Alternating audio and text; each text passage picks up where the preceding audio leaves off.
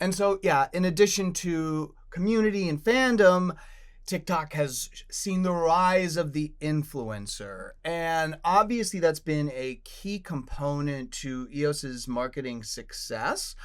But in general, influencer is slowly kind of becoming like a dirty word. And I feel like there's a stereotypical influencer that might not really reflect the entire community that is in a lot of people's heads. So, what are your feelings about kind of that public feeling towards the influencer genre in general, and where do you see influencers' role in marketing going? Is this something that you feel is sustainable long term? When I think about the original, like back 15 years ago days Mm-hmm, of mm-hmm. of EOS like 1.0, we truly did tap into influencers. So these are people who hold influence and have built large audiences.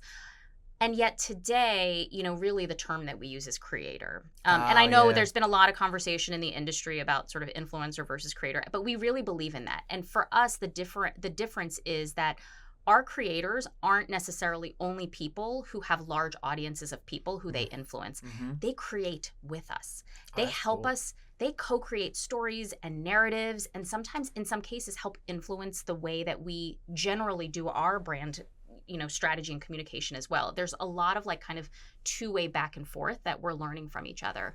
And increasingly, creator doesn't even necessarily mean large following Mm-hmm. at all. And where we've actually been increasingly interested is working with smaller creators who have very dedicated audiences who go very deep on specific kind of passion points. We talk a lot about fandom, right? Mm-hmm. And fandom is a group of people who are passionate about a particular topic. It doesn't necessarily mean that it's everyone, because otherwise that would be just sort of like general population. Right. You like something. You're Right. a creator. We're talking about, for example, creators who may have 5,000, 10,000, 20,000 followers, but are really, really deep in fragrance talk because, Uh-huh. fragrance is a big part of our product strategy. And so they have their 5,000 and 10,000 are deeply passionate about the topic of fragrance. They are constantly talking about what's new and what's out there. And so if we can develop authentic relationships and have partnerships with creators in that space, it's not about them having 10 million followers. It's about them having fewer followers who are actually listening and paying attention to what they have to say. Yeah, and honestly, with just having talked about TikTok a minute ago, like so much of that algorithm is driven by creativity. Is like the creative is Right. driving the algorithm. It's not like in the past things. Yeah, if you had 1 million followers and you were like, ate a burger today, like that would just bump to the head of the line. But yeah, that Yeah. creativity, and yes, the people who are like, this is my life. Yes. You know. Yeah.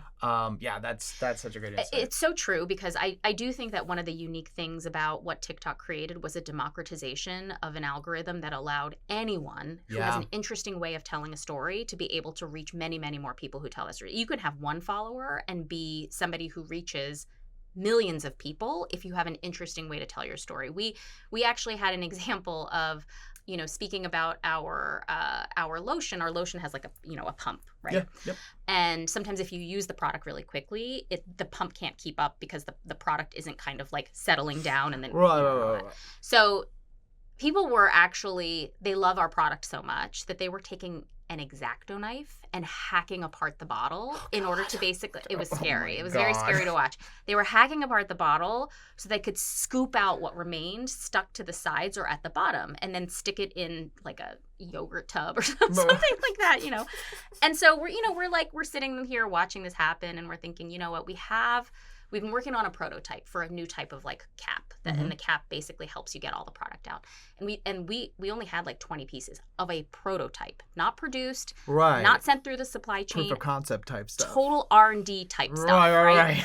And we're like, and a few people had posted about it, and like it got a lot of traction, and we're like, what if we just sent them the prototype and just see what they say? Like, this is like our little mini like wacky focus group. Like, what if we sent them a fresh bottle because they clearly ran out, the prototype, and a package of Band-Aids because we do not want to see them cutting their fingers off. And like, we're not going to ask them for any, all we're going to say is, look, we saw your stuff. We just want to know what you think, Yeah. right? And what ended up happening was almost every single person, like less than 20 people, ended up, of course, posting content about it that then went viral and reached millions of people. Right. And what they said was, I've never had a company listen to me. And they've said, I've never felt validated like this before.